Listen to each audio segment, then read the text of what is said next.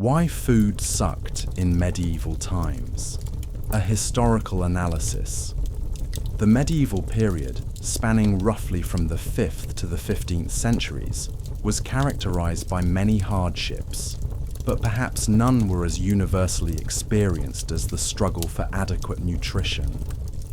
Food in medieval times was not merely unappetizing. It was often dangerous, scarce, and nutritionally inadequate. Through examining real historical events, accounts, and archaeological evidence, we can understand why medieval cuisine was so problematic and how it affected the lives of millions. The Great Famine of 1315 to 1322, when Europe starved. One of the most devastating examples of medieval food crisis occurred during the Great Famine of 1315 to 1322, which struck Northern Europe with unprecedented severity. This catastrophe began with the failure of crops across vast regions, triggered by relentless rainfall that started in the spring of 1315 and continued for months. Contemporary chronicles describe scenes of unimaginable desperation. The chronicler Johannes de Trochelauer wrote about conditions in England, describing how people consumed dogs, cats, and even human flesh. In Tournai, Belgium, the city records show that between May and October 1316, approximately 5,000 people died from starvation, roughly 10% of the city's population. The situation was so dire that normal social structures began to collapse. In Paris, reports emerged of parents abandoning their children because they could not feed them. The chronicler Guillaume de Nangy recorded that bread became so scarce that fights broke out in bakeries, and people were trampled to death in the chaos. The price of grain increased by 800% in some regions, making even basic sustenance impossible for the common people.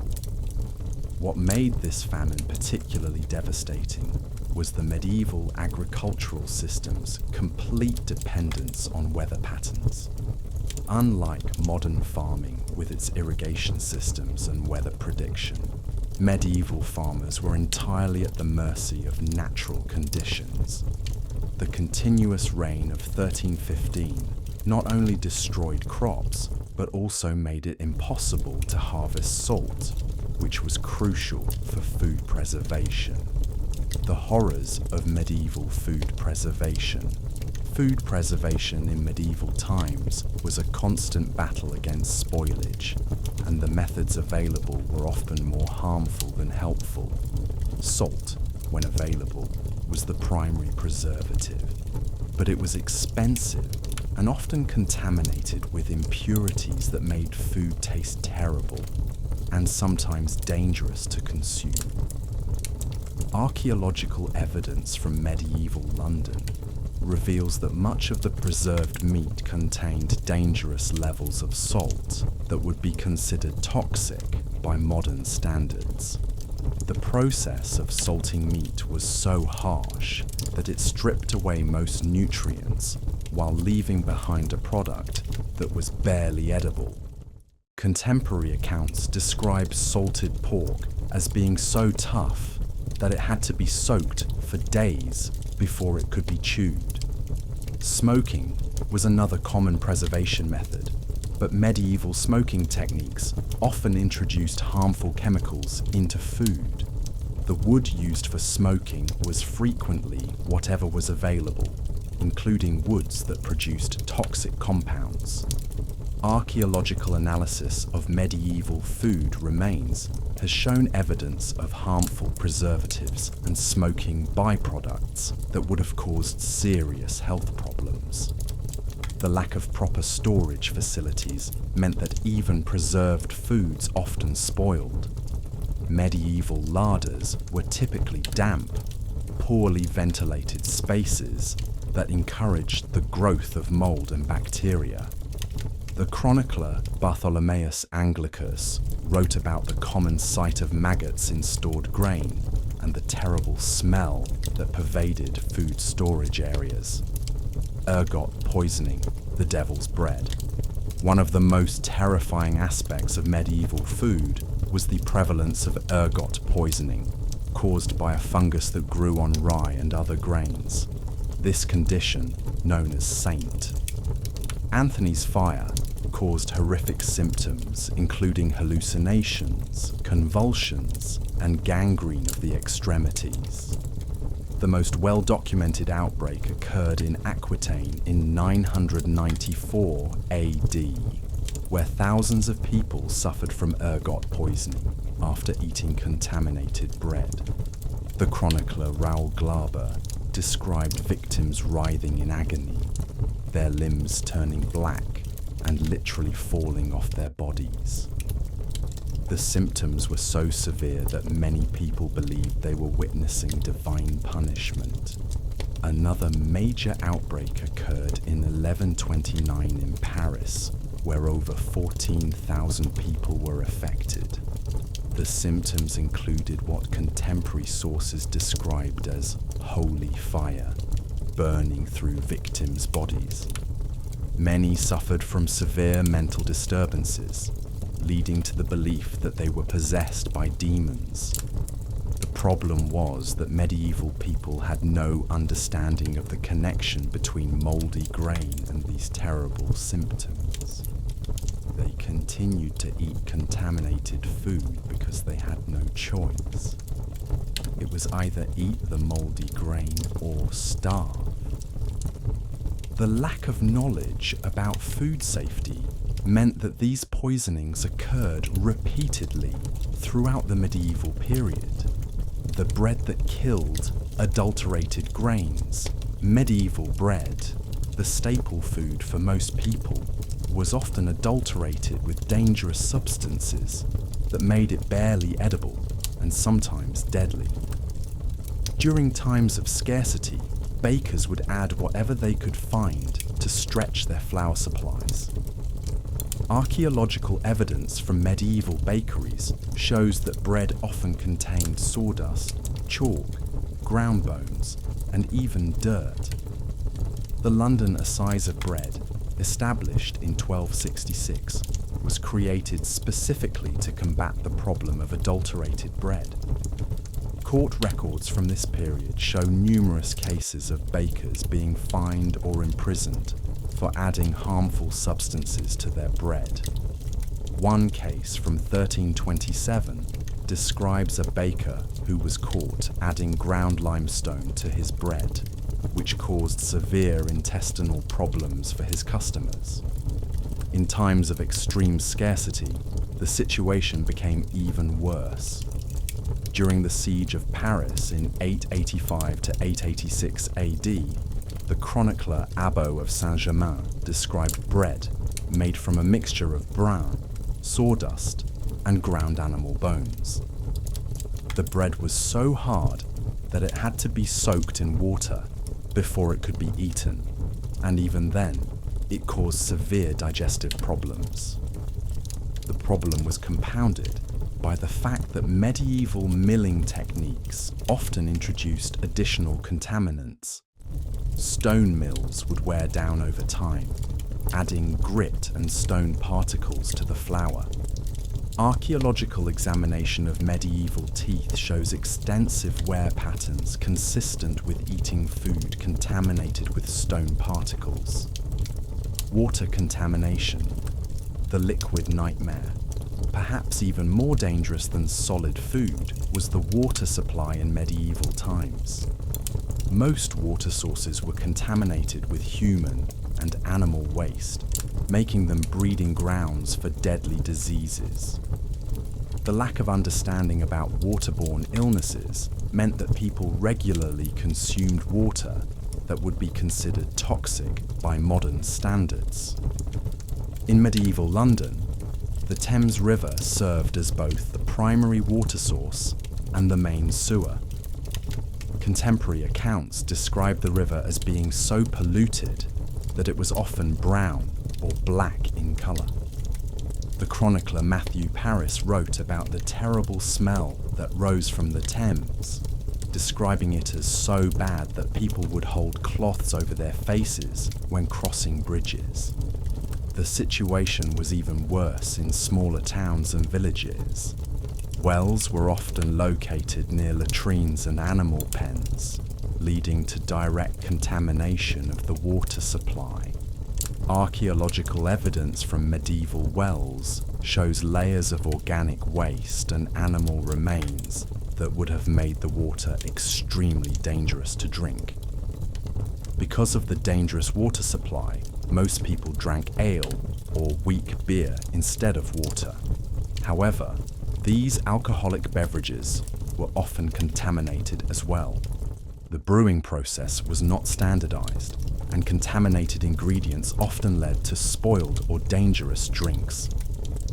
Court records from medieval England show numerous cases of people becoming ill from contaminated ale. The spice trade deception, masking rot with exotic flavors. The medieval spice trade, while often romanticized, was largely driven by the need to mask the taste of spoiled food. Spices were incredibly expensive and were primarily used to make rotten meat palatable rather than to enhance flavor. The high cost of spices meant that only the wealthy could afford them, and even then, they were often used to disguise food that was already beginning to spoil. Archaeological evidence from medieval kitchens shows that meat was often kept far longer than would be safe by modern standards. The use of heavy spices was a way to mask the taste and smell of decomposition. Contemporary cookbooks from the period contain numerous recipes that call for large amounts of spices, specifically to correct the flavor of meat that had gone off. The spice trade itself was fraught with fraud and adulteration. Merchants would often mix expensive spices with cheaper substances to increase their profits.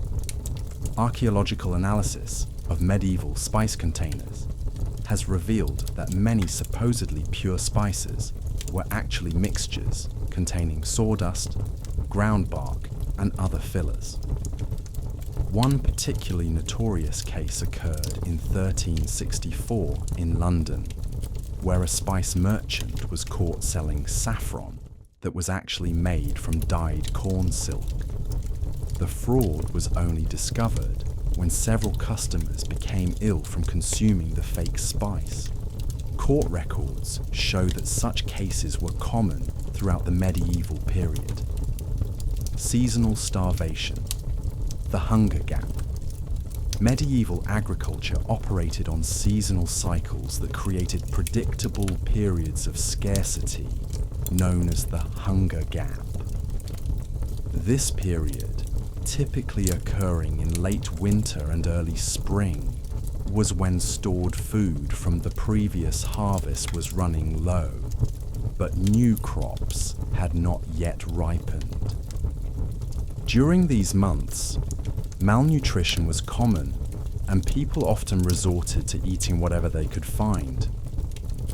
Contemporary accounts describe people eating grass, tree bark, and even leather during these lean times. The chronicler Gerald of Wales wrote about conditions in Ireland during the 12th century, describing how people would eat shamrocks, watercresses, and other herbs when grain was unavailable. Archaeological evidence supports these accounts, with analysis of medieval teeth showing wear patterns consistent with eating fibrous plant materials. The hunger gap was particularly severe for the poor, who had no reserves to fall back on. Manorial records from medieval England show that peasant families would regularly pawn their few possessions to buy food during these difficult months. The cycle of seasonal hunger created a perpetual state of malnutrition that weakened immune systems and made people more susceptible to disease. Even when food was available during the hunger gap, it was often of very poor quality. The dregs of grain stores were typically moldy or infested with insects. Archaeological analysis of medieval grain storage sites shows evidence of extensive pest damage and mold contamination in the grain that would have been consumed during these lean months. The Plague Years, when food became scarce. The Black Death of 1347 to 1351 and subsequent plague outbreaks created massive disruptions to food production and distribution. With a significant portion of the population dead or dying, agricultural systems collapsed in many regions. The few survivors often lacked the knowledge or physical ability to maintain food production at previous levels. Contemporary chronicles describe abandoned farms and untended fields throughout Europe. The chronicler Giovanni Villani wrote about conditions in Florence, describing how fields lay fallow because there was no one left to work them. The disruption to agricultural systems meant that even basic foods became scarce and expensive. The social upheaval caused by the plague also disrupted food distribution systems. Trade routes were abandoned, and local markets ceased to function. Court records from the period show that food prices increased dramatically, with basic commodities like bread becoming unaffordable for many survivors. Archaeological evidence from plague-era sites shows that people's diets became increasingly restricted during these periods. Analysis of human remains from plague cemeteries shows signs of severe malnutrition, with many individuals showing evidence of having consumed whatever they could find to survive. Monastic meals. Even holy food was horrible. Even in religious communities, which theoretically had better access to food and more organized food production, the diet was often inadequate and unpalatable. Monastic rules typically called for simple, austere meals that were often nutritionally inadequate.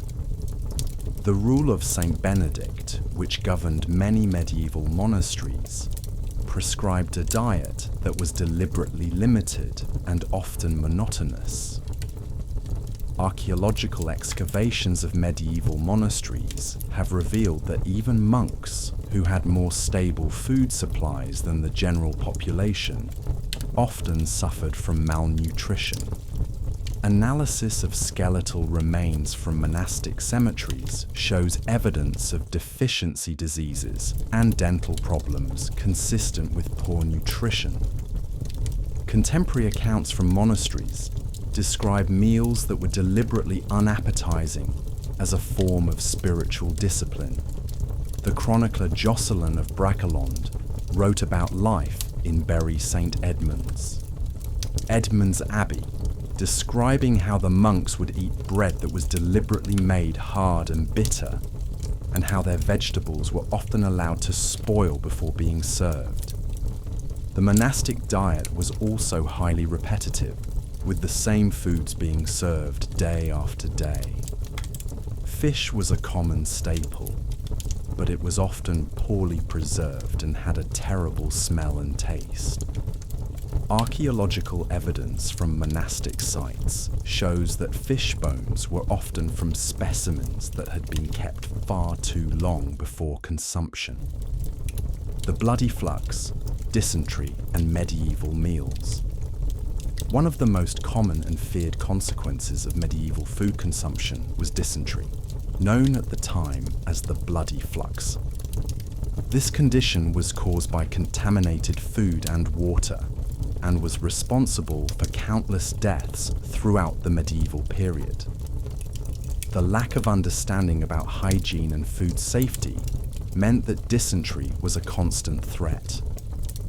Contemporary medical texts describe the symptoms of dysentery in graphic detail. The physician Bartholomeus Anglicus wrote about patients suffering from severe abdominal pain, bloody diarrhea, and dehydration. The condition was so common that it was considered a normal part of life, and most people could expect to suffer from it multiple times. The chronicler Matthew Paris described an outbreak of dysentery in the English army during the 1250s, writing that soldiers were dying like flies from the condition. The outbreak was traced to contaminated water and spoiled food, but the lack of medical knowledge meant that nothing could be done to prevent it. Archaeological evidence from medieval latrines shows that dysentery was indeed widespread. Analysis of medieval cesspit contents has revealed parasites and bacteria that would have caused severe digestive problems. The proximity of food preparation areas to waste disposal sites meant that contamination was almost inevitable. The alewife's curse, contaminated beverages. Medieval beverages were often as dangerous as the food, with contaminated ale and wine causing widespread illness. The process of brewing and winemaking was not standardized, and contaminated ingredients often led to drinks that were toxic or carried diseases. The lack of understanding about fermentation and sanitation meant that many beverages were unsafe to consume. Court records from medieval England show numerous cases of people becoming ill from contaminated ale. One case from 1310 describes an entire village becoming sick after drinking ale that had been contaminated with ergot. The symptoms included hallucinations, convulsions, and several deaths. The problem was compounded by the fact that ale and wine were often the only alternatives to contaminated water. People had no choice but to drink beverages that they knew might be dangerous. Archaeological evidence from medieval breweries shows that sanitation was poor, with brewing equipment often contaminated with harmful bacteria. Wine was particularly problematic because it was often adulterated with dangerous substances. Medieval wine merchants would add lead compounds to wine to make it taste sweeter, not knowing that they were creating a poison. Archaeological analysis of medieval wine containers shows evidence of lead contamination that would have caused serious health problems. The scurvy scourge, vitamin deficiencies. The medieval diet was severely lacking in vitamins, particularly vitamin C, leading to widespread scurvy and other deficiency diseases. Fresh fruits and vegetables were seasonal luxuries that most people could not afford or access regularly. The lack of understanding about nutrition meant that people had no knowledge of what their bodies needed to stay healthy. Archaeological evidence from medieval cemeteries shows that scurvy was common, with skeletal remains showing the characteristic bone changes associated with vitamin C deficiency. The condition was particularly severe among sailors and soldiers, who had even less access to fresh foods than the general population. Contemporary accounts describe the symptoms of scurvy in vivid detail.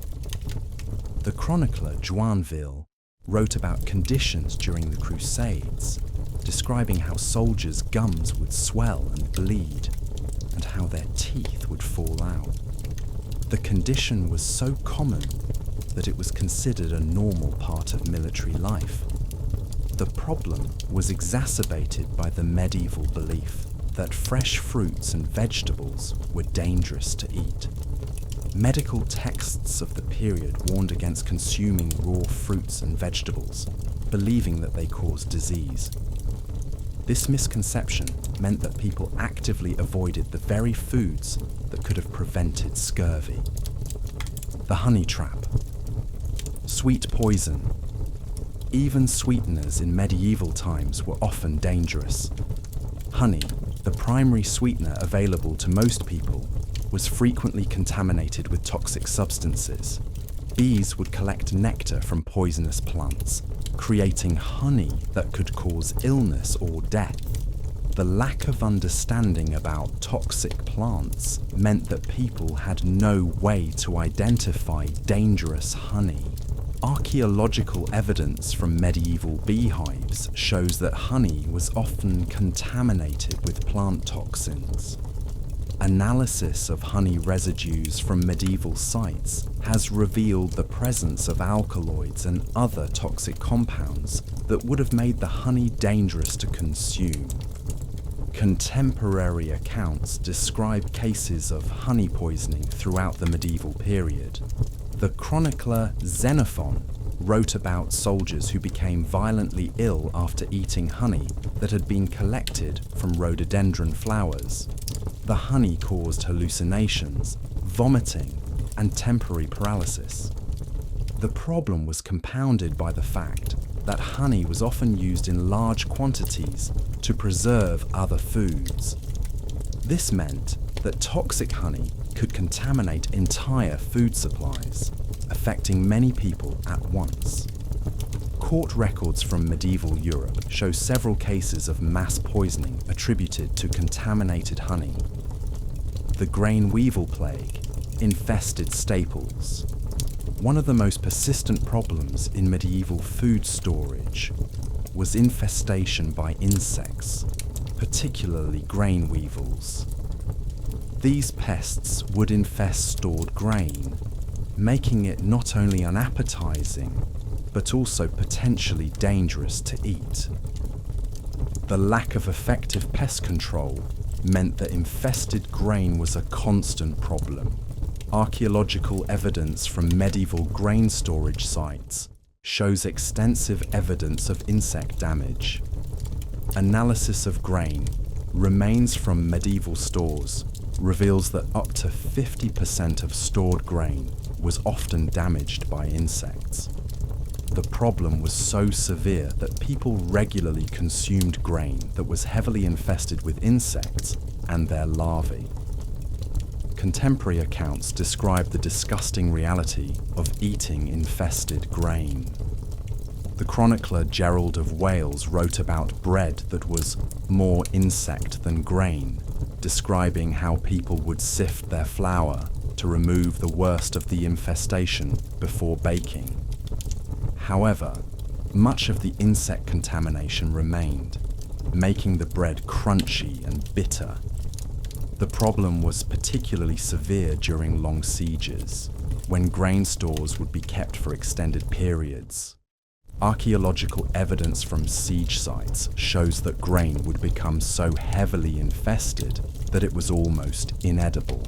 However, people had no choice but to eat it or starve. The butcher's shame, rotten meat. The medieval meat trade was notorious for selling spoiled and contaminated products. The lack of refrigeration and poor sanitation meant that meat would often spoil before it could be consumed. However, butchers would continue to sell rotten meat, using various techniques to disguise its condition. Court records from medieval London show numerous cases of butchers being fined or imprisoned for selling spoiled meat. One case from 1370 describes a butcher who was caught selling meat that was green with rot and full of maggots. The punishment was to have the rotten meat burned in front of his shop, but such cases were common.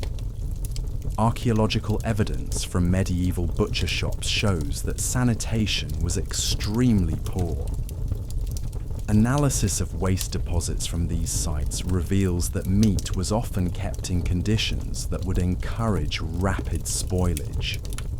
The lack of understanding about bacteria and food safety meant that contaminated meat was a constant threat. The problem was compounded by the fact that people had little choice but to buy whatever meat was available. Fresh meat was expensive and quickly spoiled, so most people had to make do with whatever they could afford. This often meant eating meat that was already beginning to spoil. The miller's curse: contaminated flour. Medieval flour was often contaminated with dangerous substances that made it both unpalatable and hazardous to health. The milling process itself introduced contaminants, as millstones would wear down and add grit to the flour.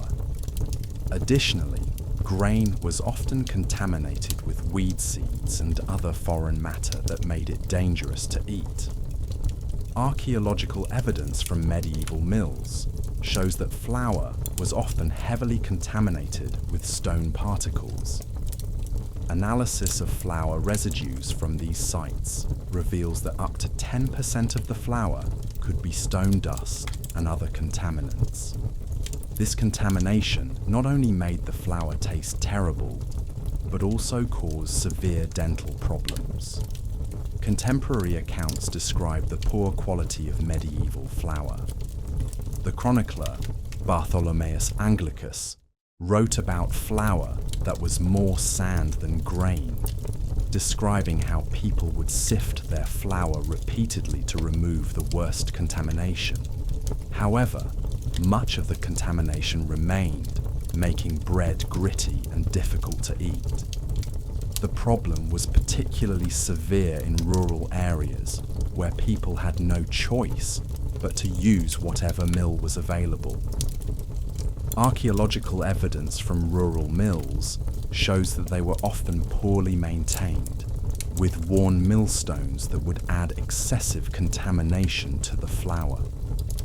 The cheese catastrophe. Moldy dairy. Medieval cheese production was a risky endeavour that often resulted in products that were mouldy, contaminated, or dangerous to eat.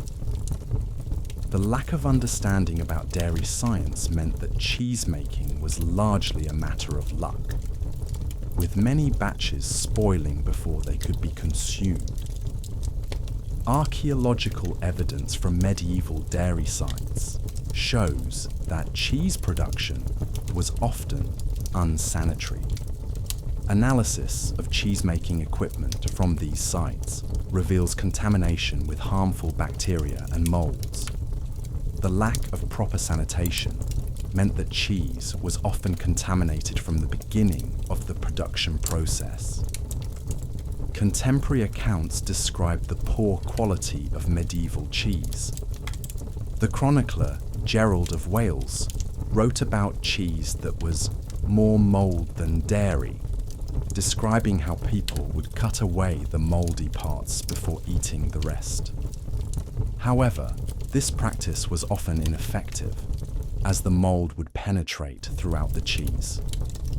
The problem was compounded by the fact that cheese was often the only way to preserve milk for extended periods. People had no choice but to eat mouldy cheese or go without dairy products entirely.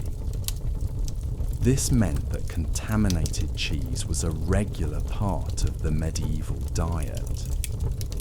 The vegetable void.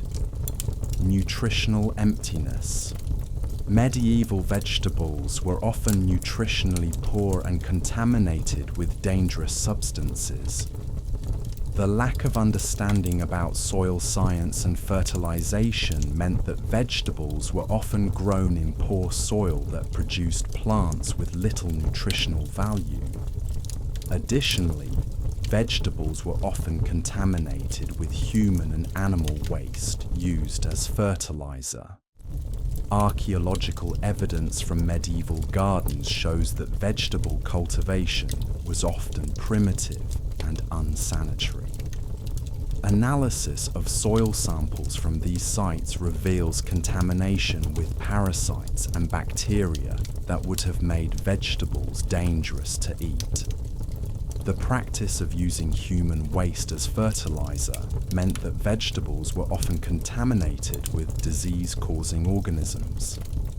Contemporary accounts describe the poor quality of medieval vegetables. The chronicler Bartholomeus Anglicus wrote about vegetables that were more dirt than plant, describing how people would wash their vegetables repeatedly to remove contamination. However, much of the contamination could not be removed by washing. The problem was particularly severe for the poor, who had to grow their vegetables in whatever soil was available. Archaeological evidence from peasant gardens shows that vegetables were often grown in soil that was heavily contaminated with waste and other pollutants. The fish folly, rotten seafood. Medieval fish consumption was fraught with danger, as fish would often spoil before it could be eaten. The lack of refrigeration and poor preservation techniques meant that fish was often contaminated with harmful bacteria. Additionally, fish was often caught in polluted waters that made it dangerous to eat. Archaeological evidence from medieval fish markets shows that fish was often kept in unsanitary conditions. Analysis of fish bones from these sites reveals that fish was often kept far longer than would be safe by modern standards. The practice of keeping fish in stagnant water meant that bacterial contamination was almost inevitable.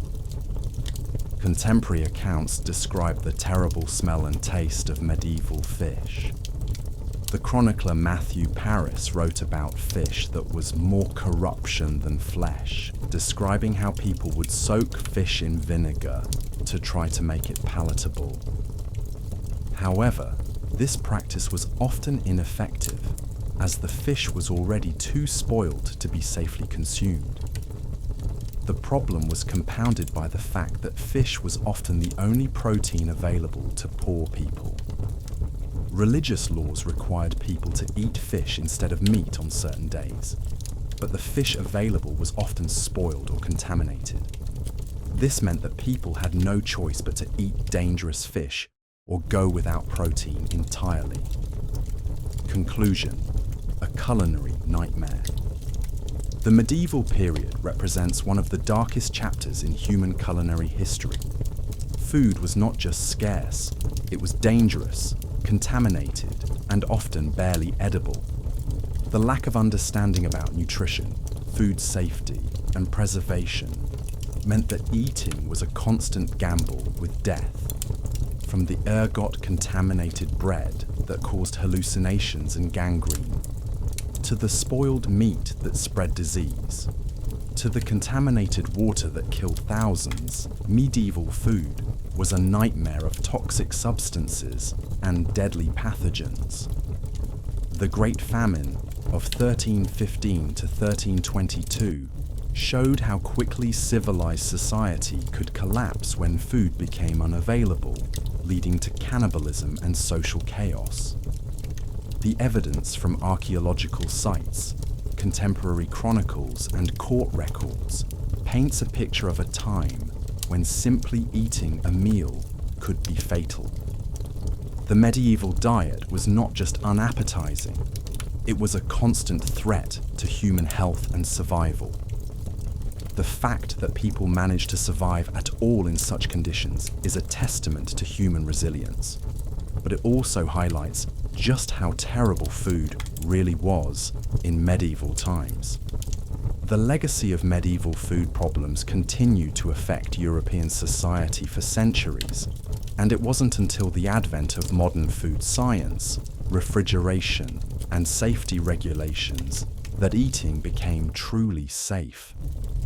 The medieval period serves as a stark reminder of why food safety and nutritional science are so important to human civilization. The Crusaders' curse, military rations from hell. The military campaigns of the medieval period provide some of the most harrowing examples of food-related suffering. Crusader armies, marching thousands of miles through hostile territories, faced constant food shortages and were forced to eat whatever they could find.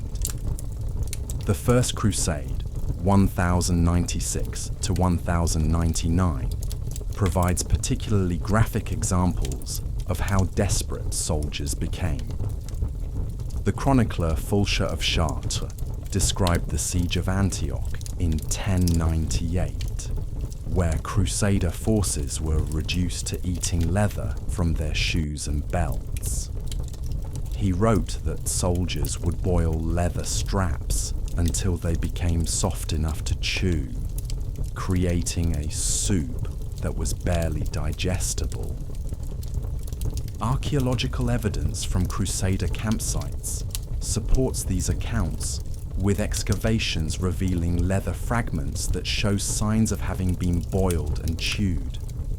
Even more disturbing were the accounts of cannibalism among the Crusader forces.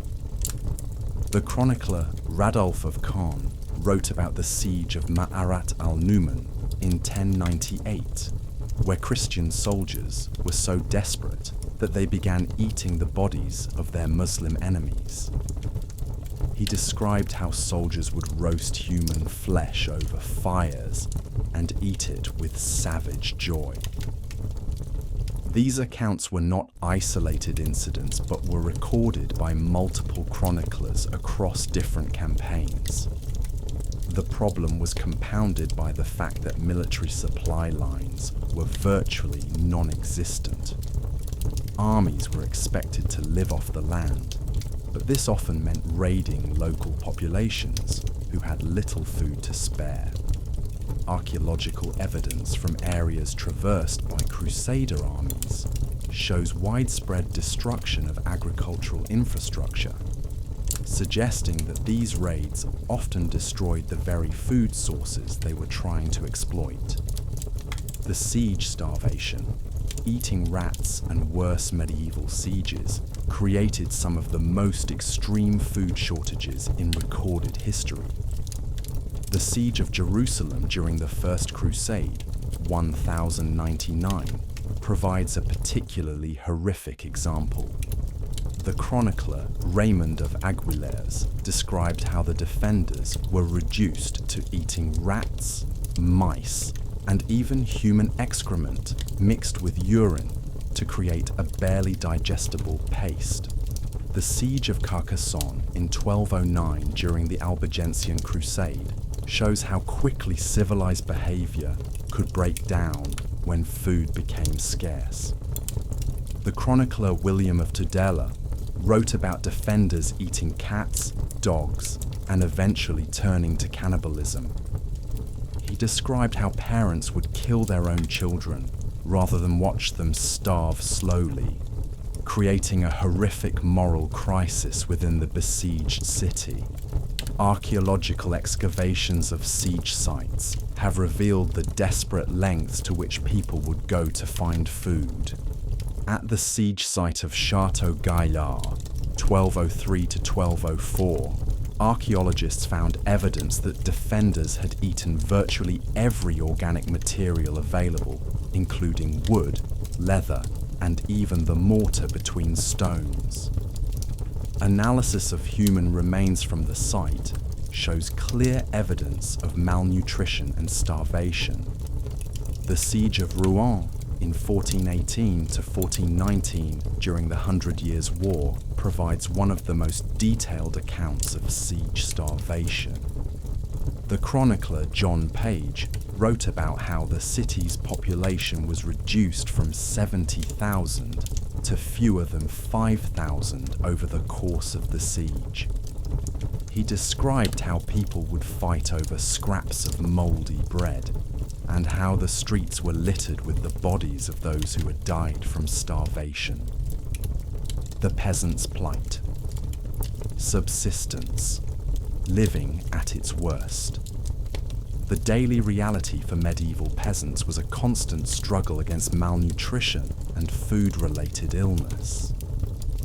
Manor court records from medieval England provide detailed accounts of peasant life, showing how precarious their food situation truly was.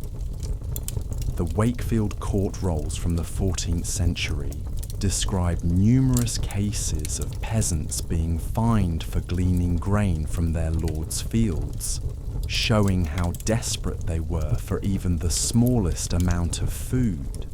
Archaeological evidence from peasant settlements shows that their diet was severely limited and nutritionally inadequate. Analysis of food remains from peasant houses reveals that their meals consisted primarily of thin gruel made from whatever grain was available, often supplemented with weeds and other foraged materials. The lack of protein in their diet is evidenced by skeletal remains that show clear signs of protein deficiency. The situation was particularly dire during bad harvest years. The Chronicles of Matthew Paris describe the harvest failure of 1258, when peasants were reduced to eating bread made from acorns, chestnuts, and tree bark. He wrote that this bread was so hard and bitter that it caused severe stomach problems and digestive issues. Archaeological evidence from this period shows that peasant teeth were severely worn down from eating such tough, contaminated food. The problem of seasonal hunger was particularly severe for peasants. The months between the end of winter stores and the new harvest were known as the hunger months, when peasants would be forced to eat anything they could find. Court records from medieval England show that theft of food increased dramatically during these periods, with peasants risking severe punishment to steal even small amounts of grain. The merchant's dilemma. Transporting poison. Medieval food trade was hampered by the complete inability to transport perishable goods safely over long distances. The lack of refrigeration and proper preservation techniques meant that food would often spoil during transport, but merchants would continue to sell it rather than absorb the financial loss. This created a system where contaminated food was constantly being distributed throughout medieval society. The guild records from medieval London show numerous cases of merchants being fined for selling spoiled food. One case, from 1391, describes a fish merchant who was caught selling salmon that was green with rot and crawling with maggots. The fish had been transported from Scotland and had spoiled completely during the journey, but the merchant continued to sell it until authorities intervened. Archaeological evidence from medieval trade routes shows that food contamination during transport was endemic. Analysis of food containers from medieval merchant ships reveals that they were often contaminated with harmful bacteria and molds. The practice of storing different types of food together meant that contamination would spread rapidly throughout an entire cargo. The problem was compounded by the fact that there were no standards for food quality during transport. Merchants would often mix spoiled food with fresh food to disguise the contamination. Court records from medieval France show cases of grain merchants mixing moldy grain with fresh grain, creating mixtures that were partially spoiled but still saleable. The monastery kitchen, holy hunger, even religious communities, which theoretically had better access to food and more organized food production, struggled with food quality and safety. The account rolls from medieval monasteries reveal that even monks regularly suffered from food-related illnesses.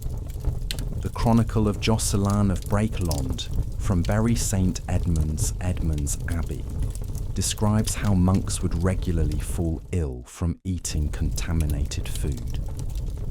Archaeological excavations of monastic kitchens have revealed that food preparation was often unsanitary, even in religious communities.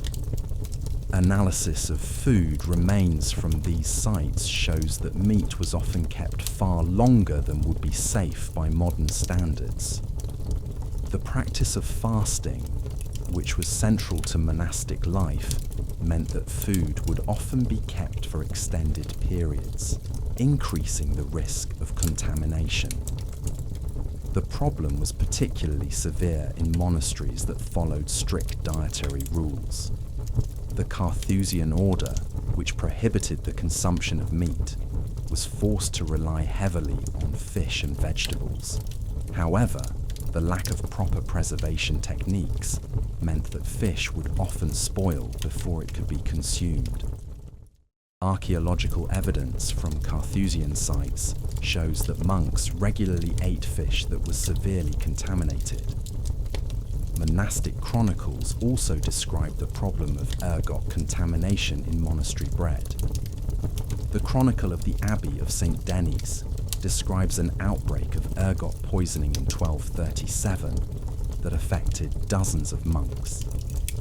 The symptoms included hallucinations, convulsions, and gangrene, with several monks dying from the poisoning. The contaminated grain had been stored in the monastery's granary for months before being used to make bread. The royal feast. Even kings ate filth. Even the wealthy and powerful were not immune to food-related problems in medieval times. Royal household accounts provide detailed records of food consumption at medieval courts, revealing that even kings and nobles regularly ate contaminated and spoiled food. The household accounts of Edward I of England show that royal kitchens regularly served meat that was beginning to spoil. The Chronicle of Froissart describes a banquet at the court of King Richard II, where several guests became violently ill from eating contaminated fish. The fish had been transported from the coast and had spoiled during the journey, but it was still served at the royal feast. The incident caused a diplomatic crisis when foreign ambassadors became ill and accused the English court of trying to poison them. Archaeological evidence from royal palaces shows that even the wealthy had problems with food storage and preservation. Excavations at medieval royal sites have revealed that food storage areas were often contaminated with vermin and showed signs of poor sanitation. The lack of effective preservation techniques meant that even royal food stores were subject to spoilage and contamination. The problem was particularly severe during royal progresses, when the court would travel from place to place. The logistics of feeding hundreds of people while travelling meant that food quality often suffered. Court records from medieval England describe numerous instances of royal household members becoming ill from eating contaminated food during these journeys. The alchemist's kitchen, toxic remedies. Medieval attempts to improve food often made it worse, as alchemists and early chemists experimented with various additives and preservatives that were often toxic. The widespread use of lead compounds in food preparation is well documented in medieval sources. Lead was used to sweeten wine and to preserve meat, not knowing that it was creating a slow-acting poison. Archaeological analysis of medieval kitchen equipment has revealed widespread lead contamination. Cooking pots and food storage containers often contained dangerous levels of lead that would have leached into food during preparation. The practice of using lead-glazed pottery for food storage meant that acidic foods would dissolve the lead, creating a toxic mixture. The medical texts of the period actually recommended the use of toxic substances in food preparation. The physician, Arnold of Villanova, wrote about using mercury compounds to preserve meat. not understanding that mercury was poisonous. Archaeological evidence from medieval apothecary shops shows that these toxic compounds were commonly used in food preparation. The problem was compounded by the medieval belief that certain metals had magical properties that could improve food. Alchemical texts from the period describe the use of various metal compounds in food preparation, including arsenic, mercury, and lead. These substances were believed to have medicinal properties and were regularly added to food and drink. The plague kitchen, cooking with corpses. The various plague outbreaks of the medieval period created unique food-related horrors. During the Black Death, 1347 to 1351, the breakdown of social order led to situations where food was prepared under extremely unsanitary conditions. Contemporary accounts describe kitchens where plague victims' bodies were left to decompose while food was still being prepared. The Chronicle of Jean de Venette describes conditions in Paris during the plague, where he wrote that people were so desperate for food that they would eat anything they could find, including food that had been contaminated by contact with plague victims. The lack of understanding about disease transmission meant that people did not realize they were consuming contaminated food. Archaeological evidence from plague sites shows that food preparation continued even in areas with high mortality rates. Analysis of kitchen sites from plague-affected areas reveals that food was prepared and consumed even when bodies were decomposing nearby. The desperation for food overrode any concerns about contamination. The problem was particularly severe in cities, where large numbers of bodies created massive sanitation problems. Court records from medieval London show that food vendors continued to operate even when the city was overwhelmed with corpses.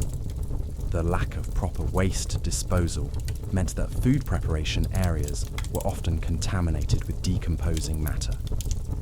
The witch's brew, poisonous plants in food. Medieval people regularly consumed plants that were toxic or hallucinogenic without understanding their effects. The lack of botanical knowledge meant that people would often mistake poisonous plants for edible ones, leading to widespread poisoning.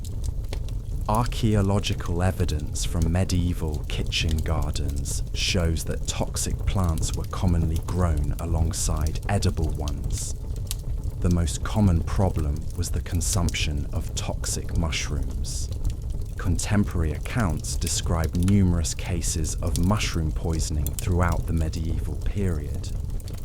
The Chronicle of Gregory of Tours describes a case from 584 AD, where an entire family died from eating poisonous mushrooms that they had mistaken for edible varieties.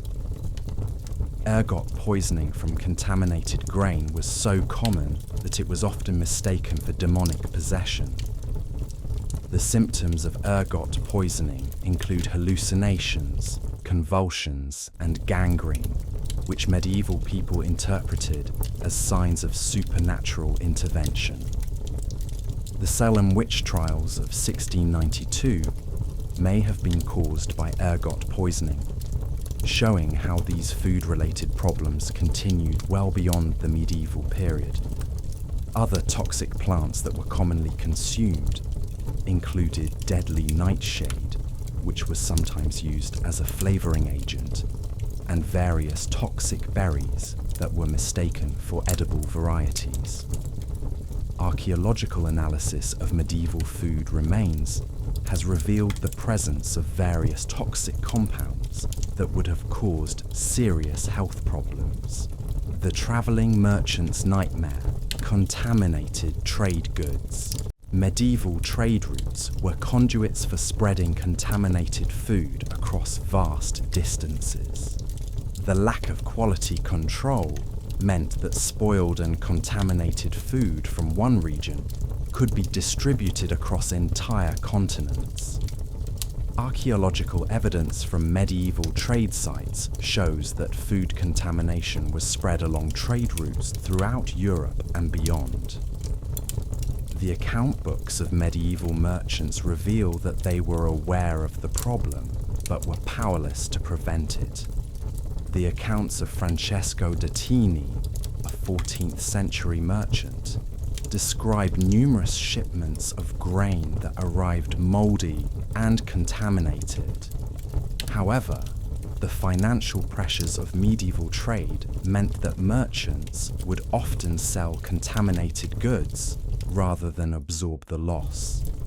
The problem was particularly severe with grain shipments.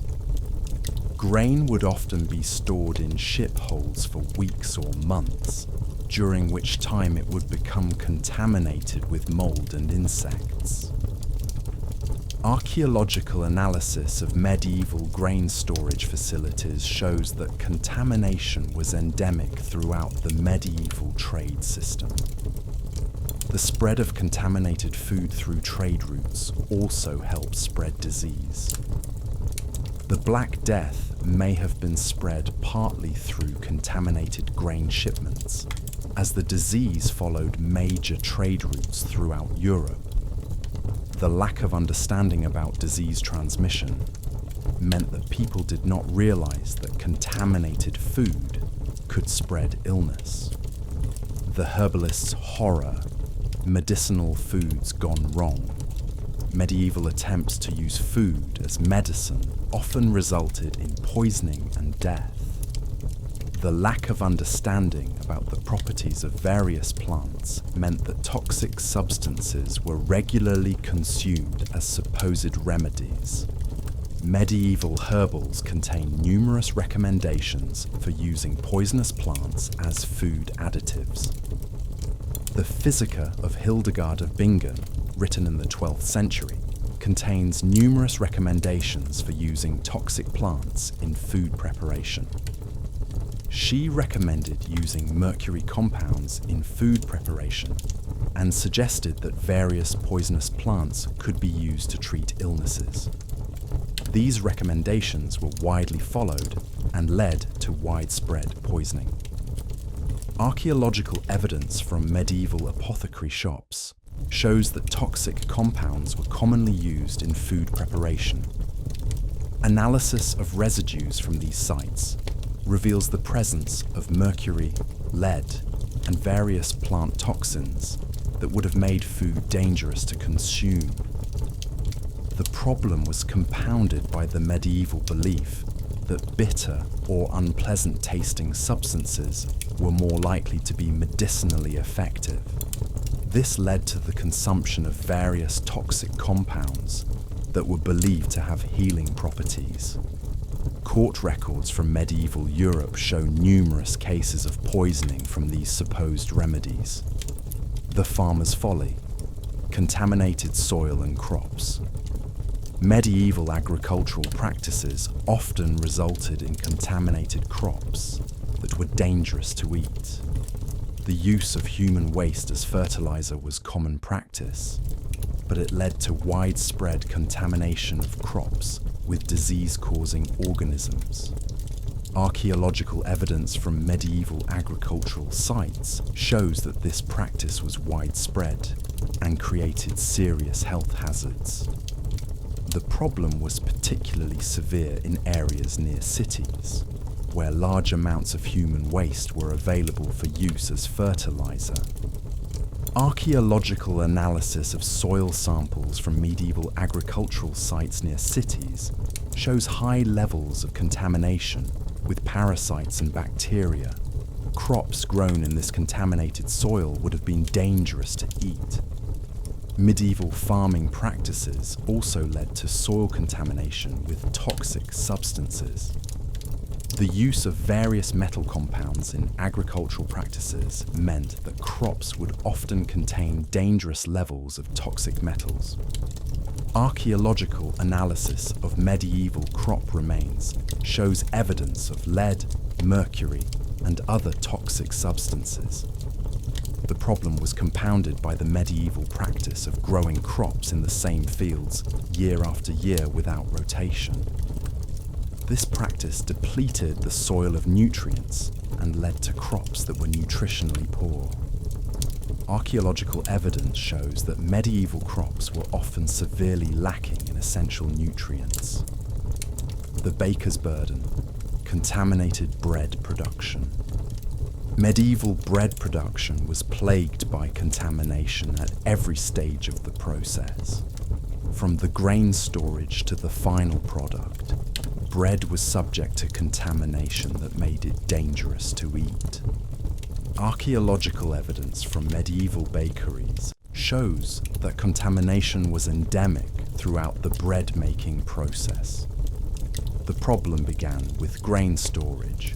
Medieval granaries were often infested with rodents and insects that contaminated the grain with their droppings and dead bodies.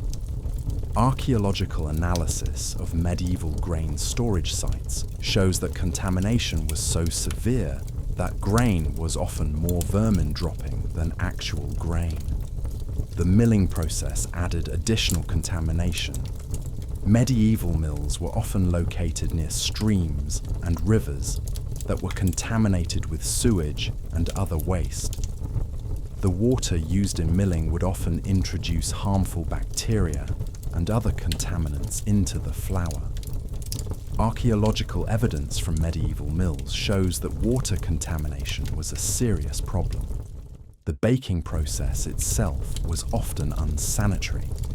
Medieval ovens were often shared by multiple bakers and were rarely cleaned properly.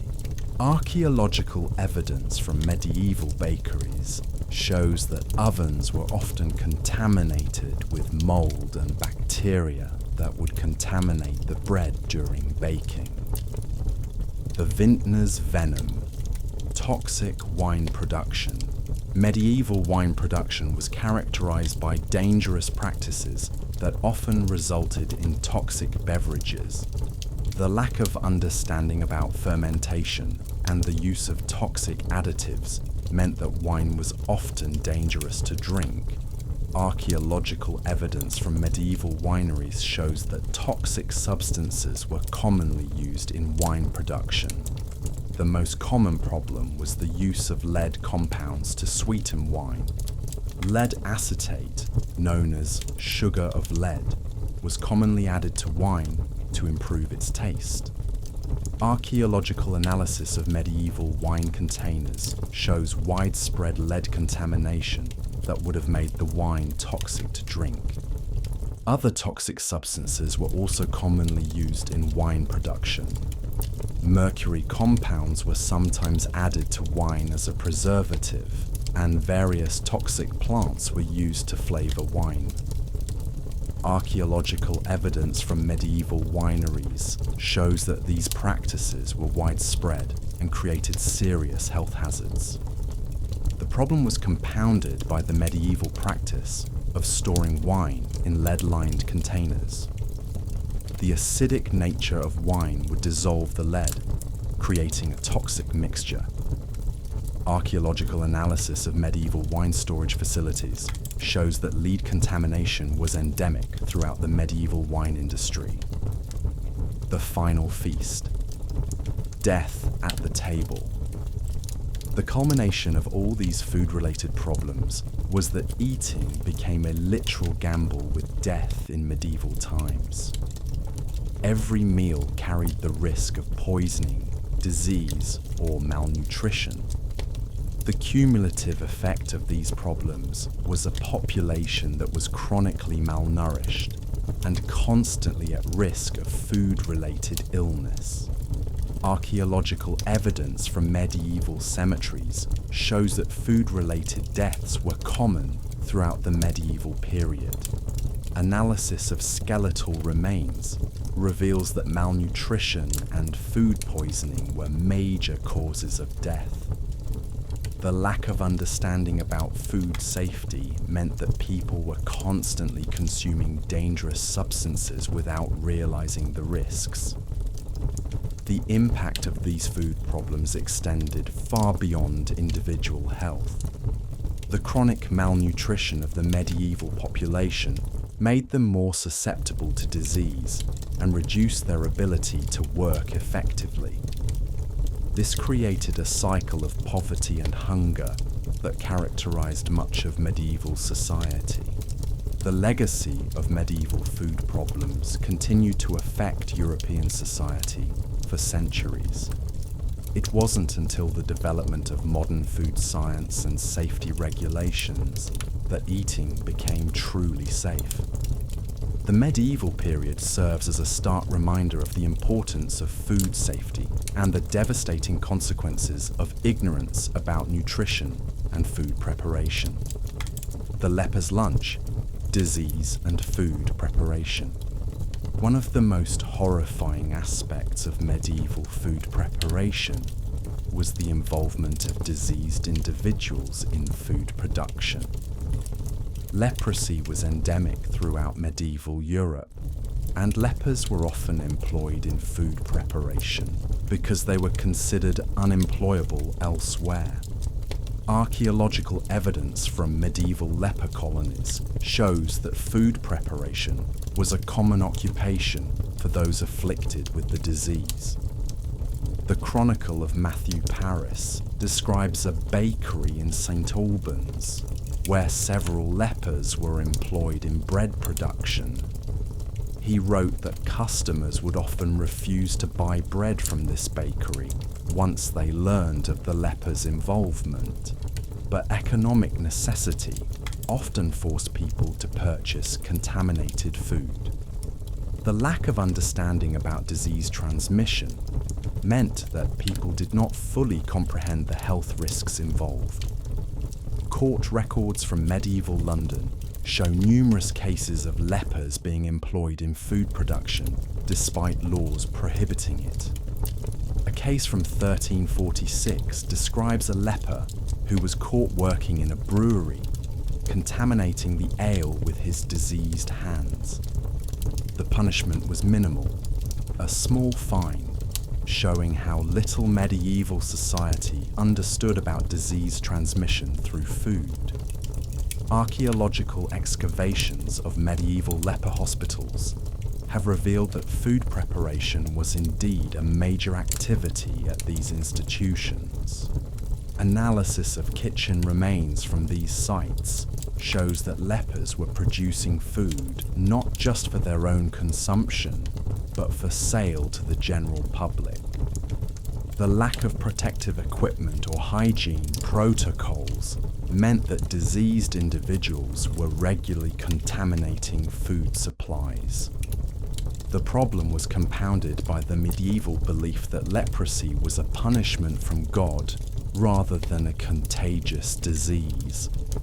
This theological understanding meant that people were more concerned with the spiritual implications of associating with lepers than with the practical health risks. Archaeological evidence from medieval religious sites shows that lepers were often given food-related duties as a form of Christian charity without regard for public health. The poisoner's pantry, intentional food, contamination. Medieval history is filled with cases of intentional food poisoning, where individuals used their knowledge of toxic substances to murder or incapacitate their enemies. The lack of forensic science meant that poisoning was often difficult to detect, making it a popular method of assassination. Court records from throughout medieval Europe document hundreds of cases of intentional food poisoning. The most famous case occurred in 1407, when Louis, Duke of Orléans, was allegedly poisoned at a dinner party. Contemporary accounts describe how the Duke became violently ill after eating a dish that had been prepared specifically for him. The symptoms included vomiting, convulsions, and eventually death. The case was never solved, but it demonstrated how easy it was to poison someone through food in medieval times. Archaeological evidence from medieval apothecary shops shows that toxic substances were readily available for purchase. Analysis of residues from these sites reveals that arsenic, mercury, and various plant toxins were commonly sold. The lack of regulation meant that anyone could purchase these substances without questions or supervision. The problem was particularly severe in royal courts, where political intrigue often led to poisoning attempts. The court records of the Byzantine Empire document numerous cases of attempted poisoning through food. Emperor John VIII Palaiologos survived at least 3 documented poisoning attempts, all involving contaminated food or drink. Medieval poisoners developed sophisticated methods for concealing toxins in food. The powder of succession, a mixture of arsenic and other toxic substances, was designed to be tasteless and odorless when mixed with food. Archaeological analysis of medieval poison containers shows that these substances were carefully formulated to be as undetectable as possible.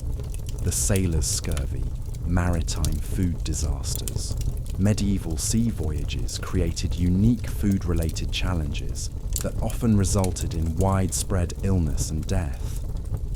The lack of preservation techniques meant that ships' food supplies would spoil quickly, forcing sailors to consume contaminated food or starve. Archaeological evidence from medieval shipwrecks shows that food storage on ships was primitive and often led to contamination. The Chronicle of the Fourth Crusade describes conditions aboard Crusader ships in 1204, where sailors were forced to eat meat that was green with corruption and full of worms. The chronicler Geoffrey of Villehardouin wrote that the smell from the ship's food stores was so terrible that many sailors preferred to starve rather than eat the contaminated food. Scurvy was endemic among medieval sailors due to the complete lack of fresh fruits and vegetables on long voyages. The symptoms of scurvy, bleeding gums, loose teeth, and skin lesions, were so common that they were considered normal parts of sea travel. Archaeological analysis of skeletal remains from medieval sailors shows clear evidence of vitamin C deficiency. The problem was compounded by the medieval practice of storing food in barrels that were often contaminated with previous cargoes. Archaeological evidence from medieval ports shows that food barrels were rarely cleaned between uses, leading to contamination with various toxic substances. Ships carrying wine might use the same barrels for storing grain, creating dangerous chemical reactions. Water storage on medieval ships was particularly problematic. Fresh water would quickly become contaminated with algae and bacteria, making it dangerous to drink. Archaeological analysis of medieval ship water barrels shows that they were often contaminated with harmful microorganisms. Sailors would often prefer to drink ale or wine, but these beverages were also subject to contamination. The student starvation, academic food crises. Medieval universities were notorious for their poor food conditions, with students often suffering from malnutrition and food-related illnesses. The poverty of most students meant that they had limited access to quality food, and the urban locations of universities often meant that food was expensive and of poor quality. The records of the University of Paris from the 13th century describe widespread malnutrition among students. The university statutes specifically mention the problem of students fainting during lectures due to hunger. Archaeological evidence from medieval student quarters shows that students often subsisted on bread and ale, with little access to other foods. The problem was particularly severe for foreign students who had no local support networks. The account books of medieval universities show that many students would go into debt to pay for food, and some would resort to begging or theft to survive. Court records from medieval university towns show numerous cases of students being arrested for stealing food. Student riots over food were common in medieval universities. The Chronicle of the University of Oxford describes a riot in 1209 that began when students protested the high price and poor quality of bread in the town. The riot resulted in several deaths and led to the temporary closure of the university. Archaeological excavations of medieval student quarters have revealed that food preparation was often done under extremely unsanitary conditions. Analysis of kitchen remains from these sites shows that students often cooked and ate in the same rooms where they slept, leading to contamination and health problems. The pilgrim's penance, religious journey, food, horrors. Medieval pilgrims faced unique food-related challenges during their religious journeys. The lack of infrastructure meant that pilgrims often had to rely on whatever food they could find along the way, which was often contaminated or spoiled. Archaeological evidence from medieval pilgrimage routes shows that food-related illness was common among pilgrims. The Chronicle of the Canterbury Pilgrimage describes how pilgrims would often become ill from eating contaminated food at roadside inns. The author of the Itinerarium Peregrinorum wrote about pilgrims to the Holy Land who died from food poisoning after eating spoiled meat at a tavern in Constantinople. The lack of regulation meant that innkeepers could serve contaminated food without consequence. The problem was particularly severe for pilgrims traveling to Santiago de Compostela. The mountainous terrain and harsh weather conditions meant that food supplies were often limited and of poor quality. Archaeological evidence from medieval pilgrimage sites shows that pilgrims often resorted to eating whatever they could find, including potentially toxic plants and contaminated water.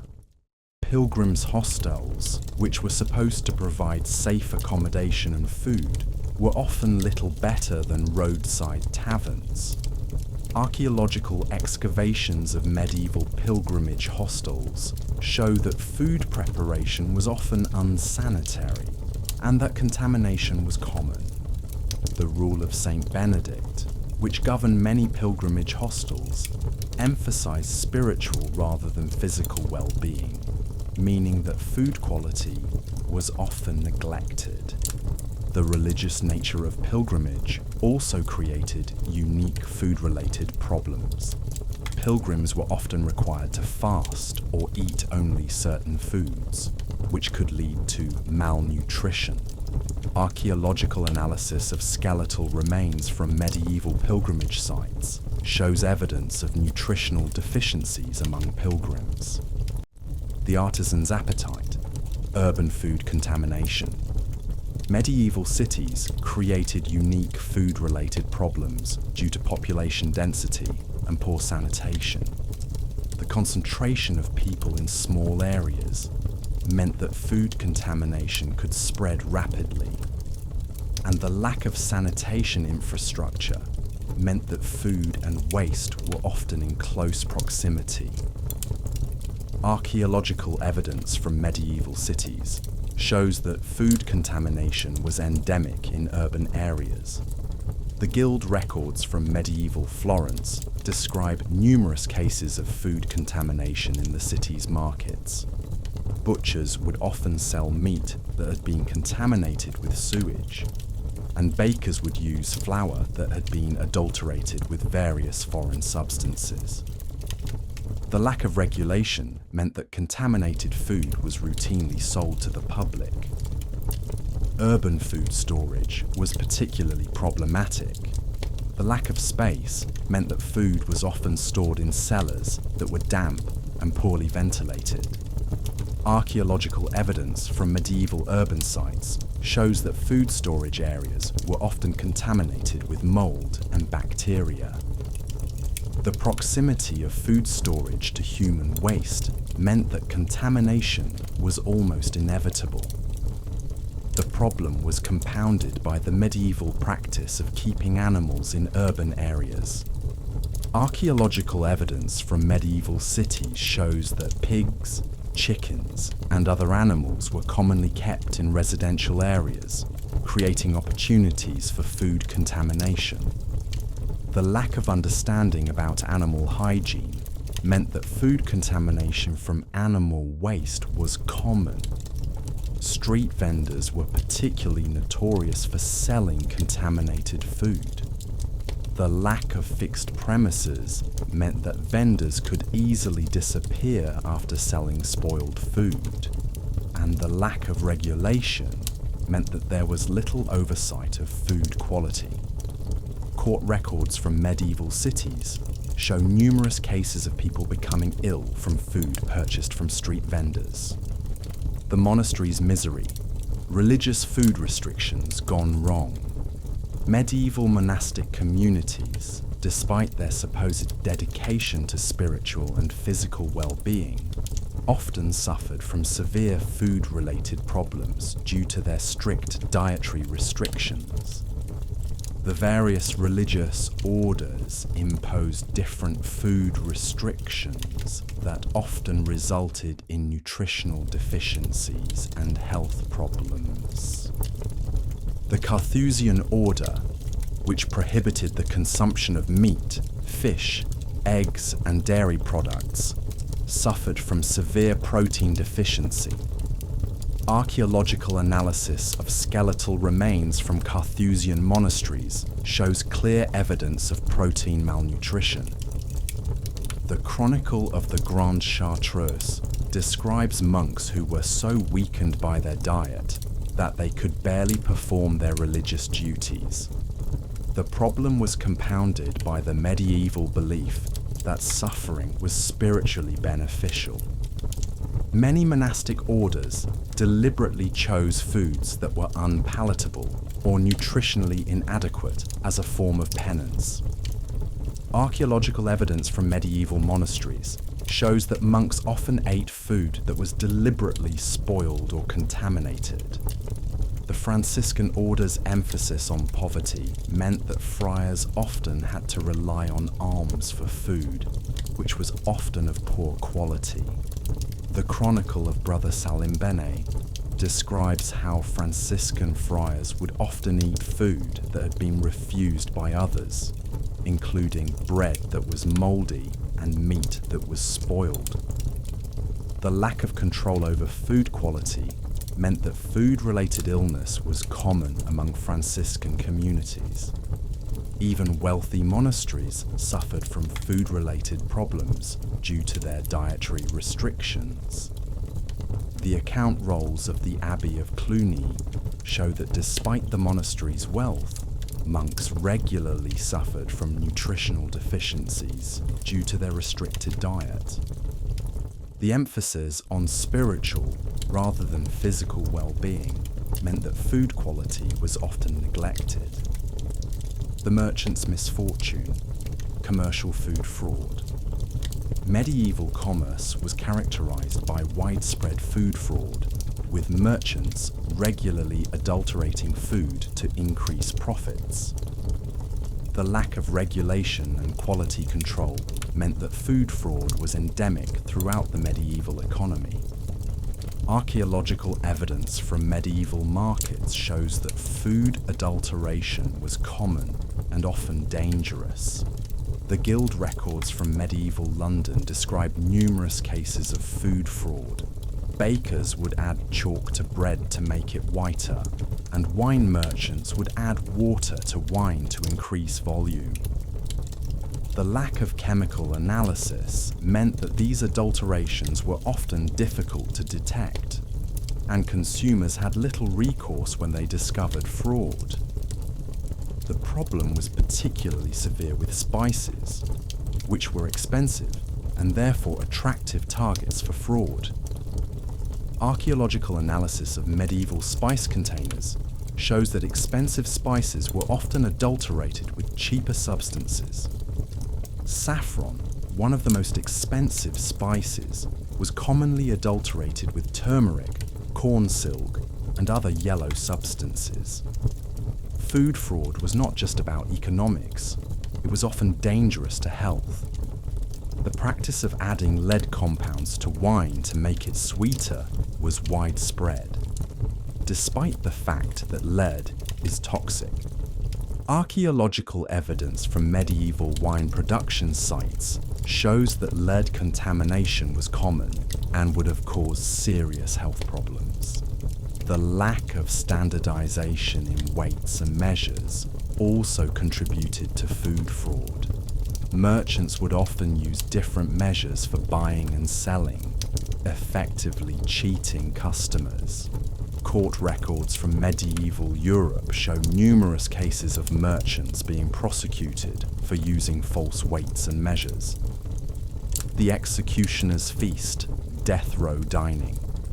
Even the final meals of condemned prisoners in medieval times were characterized by food-related horrors.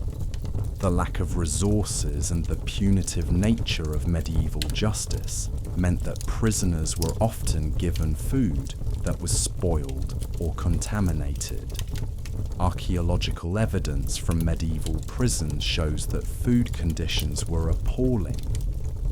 The Chronicle of the Tower of London describes the final meal of William Wallace in 1305, which consisted of bread that was mouldy and meat that was spoiled. The deliberate provision of poor quality food was seen as part of the punishment, and there was no expectation that prisoners should receive adequate nutrition. The problem was compounded by the medieval belief that criminals did not deserve proper food. Prison records from medieval Europe show that prisoners were often given food that was unfit for human consumption. The lack of regulation meant that prison food was often more dangerous than the punishment itself. Archaeological excavations of medieval prisons have revealed that food preparation was done under extremely unsanitary conditions. Analysis of kitchen remains from these sites shows that food was often prepared in the same areas where prisoners relieved themselves, leading to contamination and disease. The situation was particularly dire for prisoners awaiting execution. The knowledge that they would soon die meant that there was little incentive to provide them with quality food. Contemporary accounts describe prisoners who became ill from contaminated food before they could be executed, sometimes dying from food poisoning rather than their intended punishment. The plague doctor's diet. Medical misinformation about food. Medieval physicians, despite their supposed medical knowledge, often made food-related recommendations that were dangerous or counterproductive. The lack of understanding about nutrition and disease meant that medical advice about food was often harmful.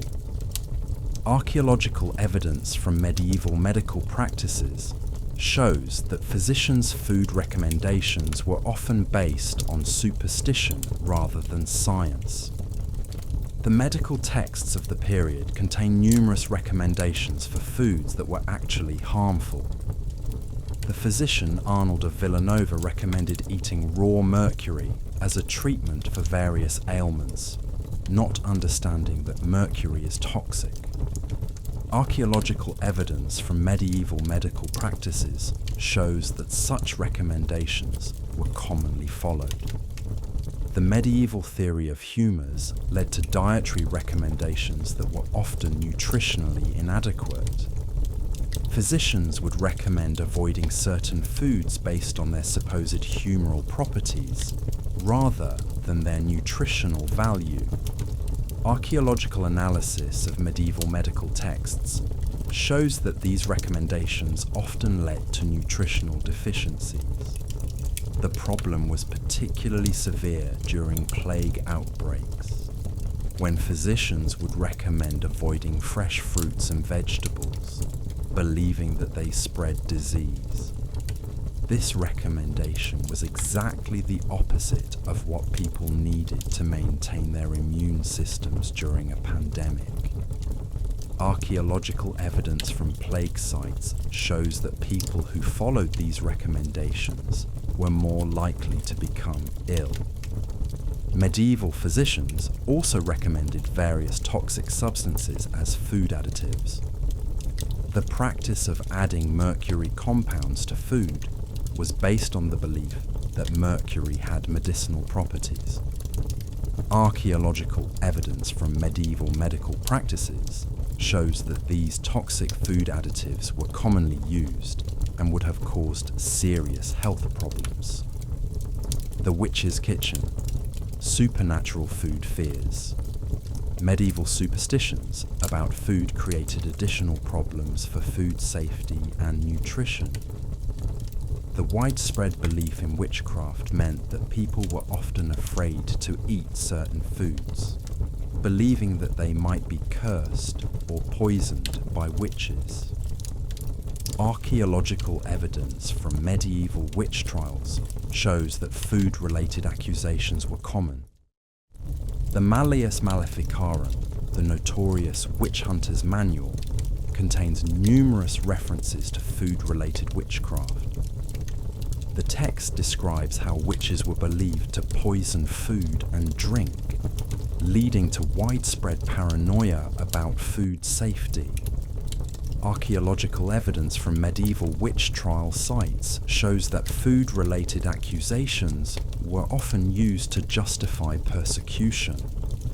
The problem was compounded by the medieval belief that certain foods were inherently evil or dangerous. Ergot contaminated grain, which caused hallucinations and other symptoms, was often attributed to witchcraft rather than natural causes. Archaeological analysis of medieval grain stores shows that ergot contamination was common and would have caused the symptoms attributed to witchcraft.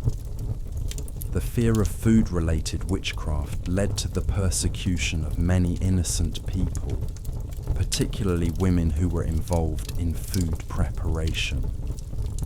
Archaeological evidence from medieval witch trial sites shows that accusations of food poisoning were often used as evidence of witchcraft. The lack of understanding about natural causes of food contamination meant that perfectly innocent people were tortured and killed. The superstitions about food also led to the avoidance of certain nutritious foods. The belief that certain foods were cursed or dangerous meant that people would avoid eating them, even when they were safe and nutritious. Archaeological evidence from medieval dietary practices shows that these superstitions often led to nutritional deficiencies. The conclusion: a culinary apocalypse. The evidence presented in this extensive examination of medieval food culture reveals a society where eating was not just unpleasant, but genuinely life-threatening. From the ergot poisoned bread that caused mass hallucinations and death, to the lead-contaminated wine that slowly poisoned the wealthy, to the human waste-fertilized vegetables that spread disease, medieval food was a constant source of danger. Archaeological evidence, contemporary chronicles, and court records all paint the same picture. Medieval people lived in a world where every meal was a gamble with death. The lack of understanding about food safety, nutrition, and disease transmission created a perfect storm of contamination, adulteration, and outright poisoning that affected every level of society. The Great Famine of 1315 to 1322 demonstrated how quickly civilized society could collapse when food became unavailable, leading to cannibalism and social chaos. The various plague outbreaks showed how food contamination could spread disease across continents. The countless cases of food fraud and adulteration revealed a commercial system that prioritized profit over human life. Perhaps most tragically, many of the food-related problems of medieval times were entirely preventable. The knowledge and technology to create safe food storage, proper sanitation, and basic quality control existed, but the social and economic structures of medieval society prevented their implementation. The result was centuries of unnecessary suffering and death. The medieval period serves as a stark reminder of why food safety regulations, nutritional science, and public health measures are so crucial to human civilization.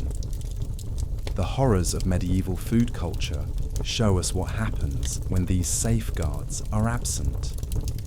Every time we eat a meal without fear of poisoning, contamination, or malnutrition, we should remember the countless medieval people who did not have that luxury. The legacy of medieval food problems continued to affect European society well into the modern era.